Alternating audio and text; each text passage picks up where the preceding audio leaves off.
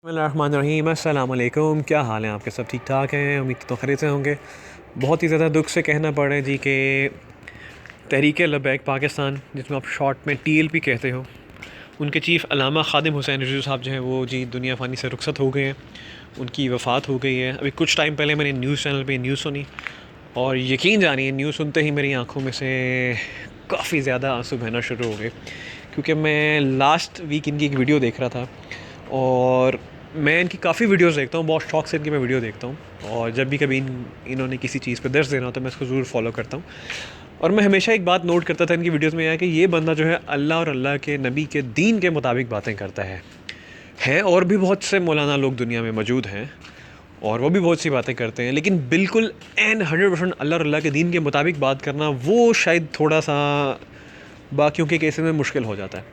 लेकिन इनके केस में मुझे हमेशा वो बात जो है ना वो बिल्कुल जिसे कहते हैं ना इक्वली बैलेंस लगती थी कि यार ये अल्लाह और अल्लाह के नबी के दीन की बातें बता रहे हैं। और मैंने काफ़ी चीज़ें इंप्लीमेंट भी की हैं। हाँ, कुछ लोगों का एतराज़ है मुर भाई ये काफ़ी गुस्से में आ जाया करते थे और काफ़ी ऐसे नाज़ेबा अल्फाज बोल जाया करते थे।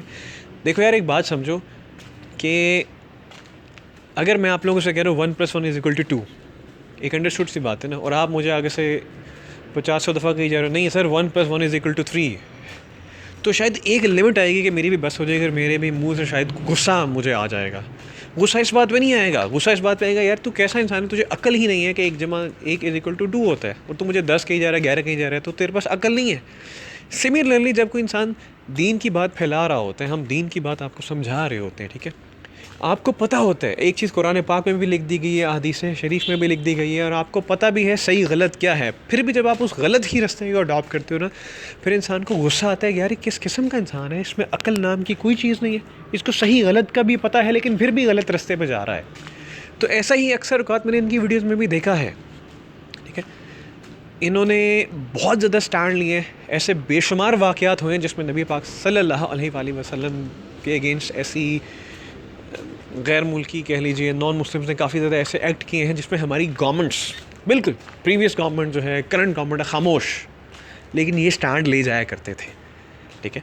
और एक अच्छा मुसलमान, एक सच्चा मुसलमान ही वो है जी कि जहाँ पे अल्लाह, दीन और नबी पाक सल्लल्लाहु अलैहि वसल्लम के अगेंस्ट कोई बात की जा रही तो एटलीस्ट आपको स्टैंड लेना चाहिए। क्योंकि हदीस पाक है ना कि अगर आप किसी जगह बुराई होते देखो तो सबसे पहले हाथ से रोकने की कोशिश करो। इसका कतई मतलब नहीं कि थप्पड़ मारो या गोलियां मारो, हाथ से मतलब कलम की ताकत से उसको रोकने की कोशिश करो, लोगों को इकट्ठा कर सकते हो, एक जिसे कहते हैं ना बात अगर लोगों को समझा सकते हो तो वो समझाने की कोशिश करो, एक्ट करने की कोशिश करो। ये नहीं कर सकते तो उसको ज़ुबान से बुरा भला कहने की कोशिश करो, गालियाँ गलोच नहीं निकालने को, लेकिन आप जो है उसको कंडेम करो कि यार उस बात के अगेंस्ट कोई दलाइल दो, वो भी नहीं कर सकते तो उसको दिल में बुरा जानो, और ये ईमान की कमज़ोर तरीन निशानी है। मैंने 2 क्लास में ये बात हदीस पाक सुनी सर, मैं तब से इसमें इंप्लीमेंट कर रहा हूँ।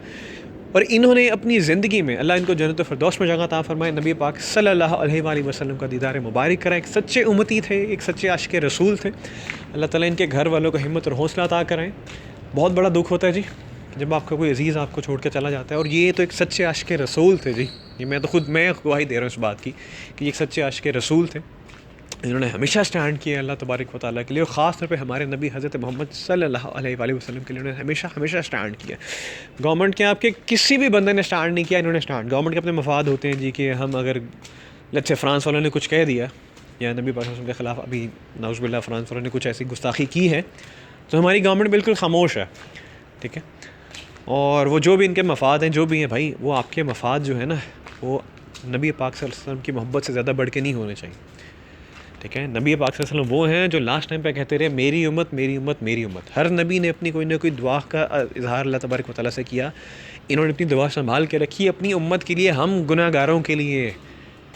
लेकिन हम क्या कर रहे हैं, अगर हम एक पल के लिए सोचें तो हमें अपना इस सवाल का जवाब खुद ही मिल जाएगा कि हम लोग कहलाने के लायक ही नहीं है कि हम आप वसल्लम की उम्मती हैं, क्योंकि वो नबी पाक सल्लल्लाहु अलैहि वसल्लम की शान ही निराली। और हम तो शायद, मैं क्या कहूँ जी, मैं अपनी आप की बात करूँ तो शायद मैं भी बहुत गुनहगार इंसान हूँ। मैं अगर एक पल में कोई एक अच्छा काम करता हूँ तो कहीं ना कहीं शैतान मुझसे कोई गलत काम भी करवा लेता है, लेकिन मैं कोशिश करता हूँ कि किसी ना किसी तरीके से मैं गलत काम की तरफ मत जाऊँ, दीन की तरफ चलूँ, अल्लाह और अल्लाह के नबी के बताए हुए तौर तरीक़ों की तरफ चलूँ। खैर, इनकी कही हुई बातें बहुत सच्ची हैं जी। अल्लाह ताला इनके दर्जात में बुलंदी अता फ़रमाए। मुझे लिटरली बहुत ज़्यादा दुख हुआ है Tehreek Labbaik Pakistan TLP chief Allama Khadim Hussain Rizvi has died away in Lahore at the age of 54. His political party confirm on Thursday night. अच्छा, एक बात आपको समझाने वाली है इसके अंदर. देखें, अल्लाह तबारक व तआला के जो नेक बंदे होते हैं ना, अल्लाह तबारक व तआला हमेशा उनके साथ अच्छा करते हैं. अब आप पूछें किस तरह. जब इंसान जुमे के दिन में फ़ौत होता है ना, तो अल्लाह तबारक व तआला की तरफ से रिलैक्सेशन ये होती है कि अल्लाह तबारक व तआला अज़ाब कब्र से उसको बचा लेते हैं, महफूज कर लेते हैं, या उसके सगीरा कबीरा गुनाह अल्लाह तबारक व तआला माफ़ फरमा देते हैं.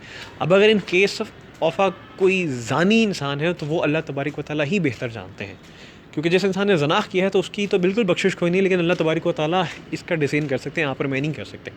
बेशक उसने गलत काम किया है और उसको सज़ा ज़रूर मिलनी चाहिए, लेकिन अगर वो भी जुम्मे के दिन फ़ौत हो गया तो ये मैं नहीं कुछ कह सकता कि अल्लाह तबारक व तआला उसको माफ़ करेंगे कि नहीं, वो अल्लाह तबारक व तआला पे ही है.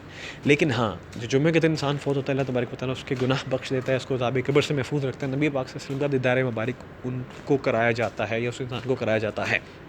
अब ये हमारा ईमान है, हमारा दीन है, मेरा यकीन है, मैं इस बात पे मानता हूँ. बहुत से लोग हैं जो मुझसे इस बात पे डिबेट भी करेंगे, तो भाई जो लोग डिबेट करते हो तो प्लीज़ जाके खुद रिसर्च करो, इसके आंसर्स आपको मिल जाएंगे. प्लीज़ मेरा वक्त ज़ाया मत करो इस चीज़ के ऊपर. तो कहने का मकसद ये है जी कि 8:45 पे इनको शेखजाद हॉस्पिटल लेके जाया गया, और वहाँ पे उन्होंने जो है जी बता दिया कि ये तो जी अल्लाह तबारक व तआला को प्यारे हो चुके हैं.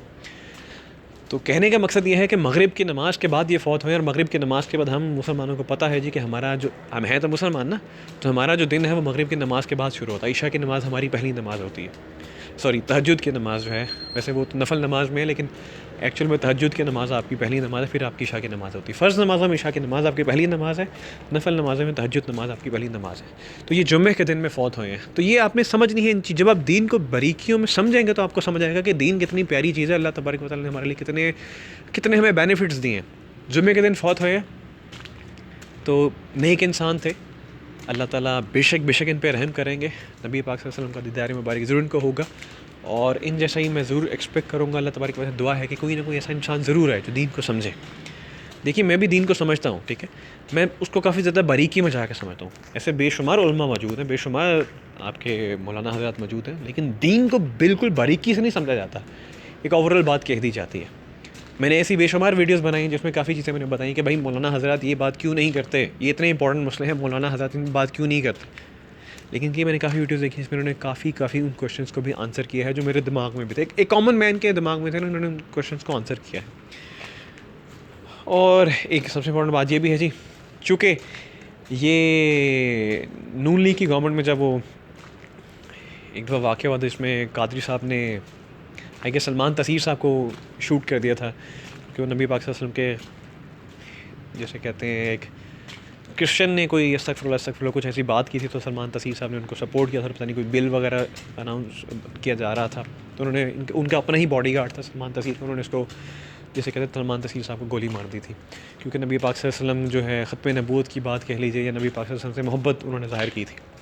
और पूरी कौम हम पूरी उम्मत ही जो है वो बाहर निकले थे इस चीज़ पे कि नहीं. और फिर नून लीग वालों ने जो है उनको जैसे कहते हैं फांसी अनाउंस कर दी गई थी, और काफ़ी ज़्यादा न्यूज़ में आया भी ये कि अमेरिकन बहुत ज़्यादा इसमें इन्वॉल्व थे, वो आपके मुल्क में आते थे और उनको टॉर्चर किया जाता था कादरी साहब को.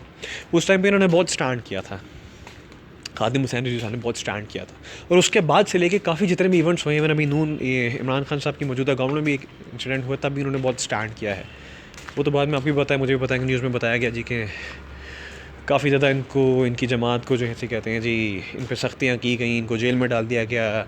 और फिर आपको पता है ऐसा बंदा खटकता भी है, क्योंकि पाकिस्तान की फर्स्ट लार्जेस्ट पॉलिटिकल पार्टी बन चुके थे ये, ठीक है, और एक काफ़ी नामवर शख्सियत भी बन चुके थे, और हमारी सारी पुरानी गवर्नमेंट्स को और मौजूदा गवर्नमेंट्स को बहुत खटक रहे थे. तो फिर ऐसा इंसान वैसे भी बहुत ज़्यादा इंसान खटकता है.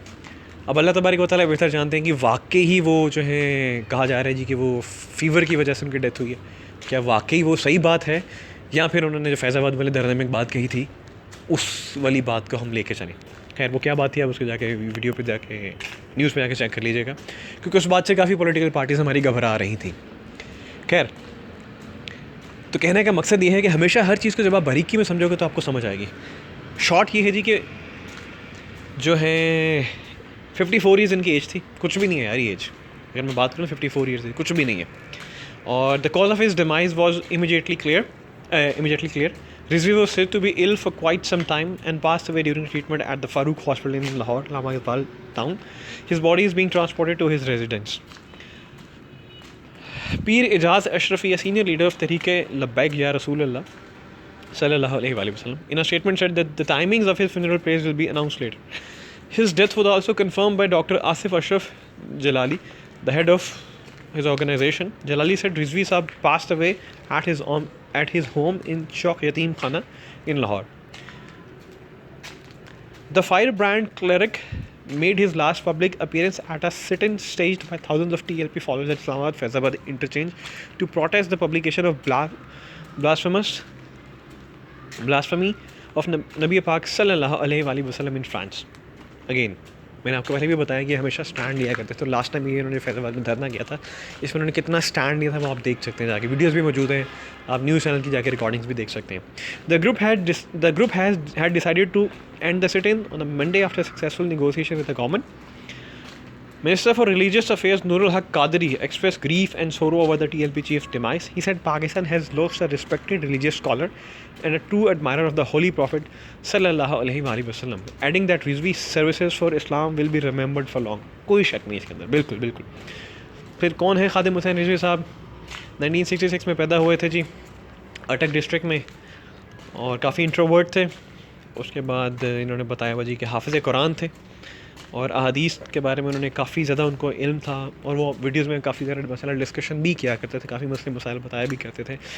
The most important thing, Rizvi had been confined to a wheelchair since 2006, ever since an incident near Gujranwala. Contrary to rumors, Rizvi was injured because the driver of his vehicle fell asleep while driving from Rawalpindi to Lahore. बड़ी बात है जी, 2006 से आज 2020 है, आज 19 नवंबर 2020 है.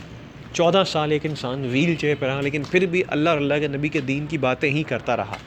अल्लाह ताला इनको जन्नत फिरदौस में जगह अता फरमाए, आमीन सुम्मा आमीन. एंड सबसे इम्पोर्टेंट बात, ये बहुत से लोगों के बात दिमाग में बात ये ज़रूर आती है, और ये बिल्कुल सही बात है, इसमें कोई गलत बात नहीं है. अगर आप ये कहो जी कि ये कैसे दिमाग में आ गई, भाई ये डॉन की वेबसाइट है, वहाँ पे बात आई हुई है. Many mistook him as a Shia scholar because of his last name.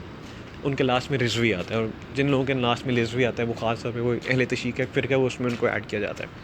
But the truth is he was a staunch follower of इमाम अहमद रज़ा ख़ान बरेलवी. अल्हम्दुलिल्लाह अल्हम्दुलिल्लाह, हरी पकड़ी वाले जिन्हें आप कहते हो, the 19th century founder of the Barelvi sect.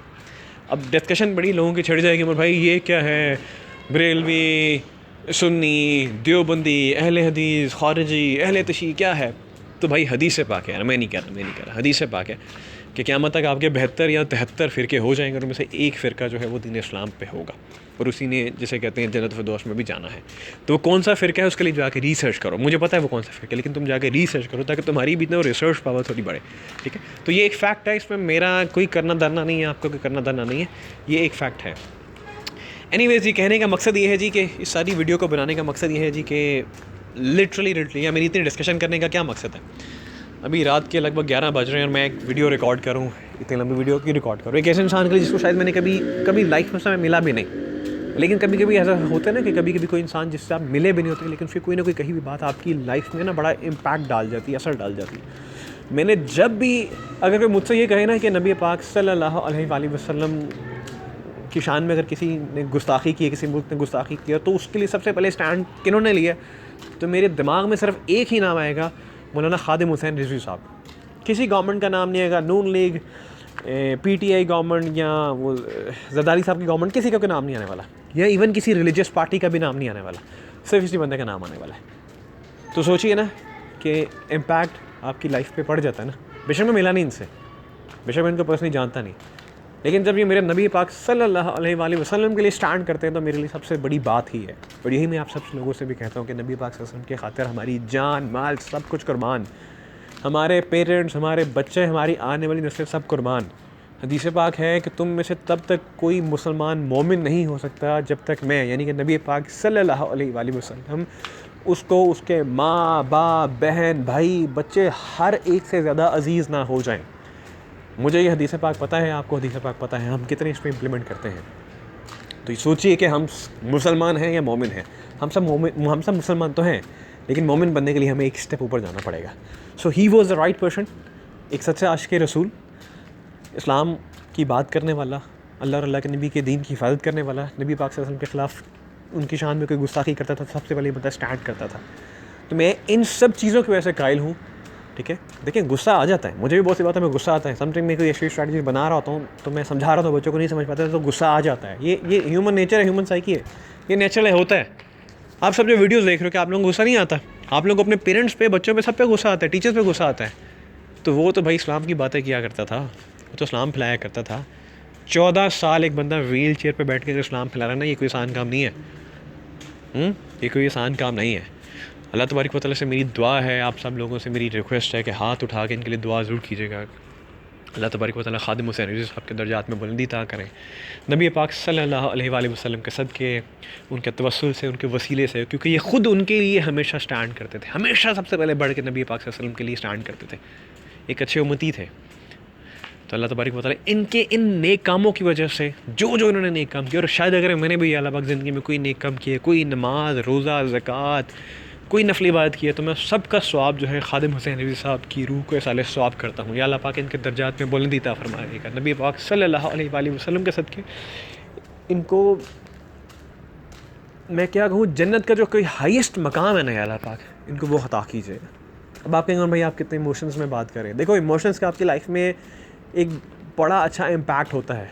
Emotions आपकी लाइफ बनाते भी हैं, बिगाड़ते भी हैं। इमोशन से आपको सक्सेस भी मिलती है, सक्सेस नहीं भी मिलती। इस पे डिबेट बाद में करेंगे, वीडियो बनाऊंगा, आपको सीरीज़ बताऊंगा पूरी कि इमोशन से लाइफ किस तरह बेहतर से बेहतर हो सकती है, किस तरह ख़राब हो सकती है।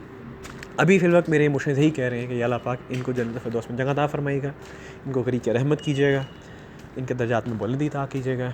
और हाँ, हम लोगों को भी शायद ऐसा इन जैसा जो है ना, अल्टीमेटली तो नबी पाक सल्लल्लाहु अलैहि वसल्लम की ज़ात है, हमने उन्हीं को फॉलो करना है। लेकिन ये कह लीजिए उनका एक आशिक़ रसूल है, एक सच्चा आशिक़ रसूल था। हम भी शायद इनकी तरह दीन इस्लाम पे चलने की कोशिश करें, हमें भी सिरातुल मुस्तकीम पर चलने की तौफ़ीक़ अता फरमाएगा। अल्लाह के नबी के सच्चे दीन पर चलने की तौफ़ीक़ अता फरमाएगा। और सबसे बढ़ के सही और गलत का फ़र्क हम सब जानते हैं। ये फ़र्क जानने के बावजूद भी हम लोग एक्ट नहीं करते। तो प्लीज़ अल्लाह पाक हमें इतनी हिम्मत और हौसला अता करवाएगा कि हम भी खादिम हुसैन रिज़वी साहब की तरह दीन इस्लाम पे चलें। नबी पाक सल्लल्लाहु अलैहि वसल्लम की शान में कोई भी गुस्ताखी करे तो सबसे पहले हम भी स्टैंड करें। आज मैं अगर ये 15-20 मिनट की वीडियो बना रहा हूँ उनके लिए, मुझे इनसे कोई लेना देना नहीं है, लेकिन क्या है, एक अच्छे उम्मती थे। और सबसे बढ़ के मेरे पास एक वजह क्या है, मेरे नबी पाक सल्लल्लाहु अलैहि वसल्लम के लिए हमेशा सबसे पहले स्टैंड करते थे। डिस्पाइट ऑफ द फैक्ट कि he was on a wheel chair from last 14 years, लेकिन हमेशा स्टैंड किया करते थे। तो ये बात मेरे दिल में हमेशा घर करती है, और हमेशा हर मुसलमान के दिल में भी ये बात घर करनी चाहिए। अपना ढेर सारा ख्याल रखिएगा, दुआ में याद रखिएगा, और हाथ उठा के ज़रूर खादिम हुसैन रिज़वी साहब के लिए दुआ कीजिएगा। अल्लाह तबारक व तआला के दर्जात में बुलंदी अता फरमाए और हम सबको सिरातुल मुस्तकीम पर चलने की तौफ़ीक़ अता फरमाए। आमीन सुम्मा आमीन।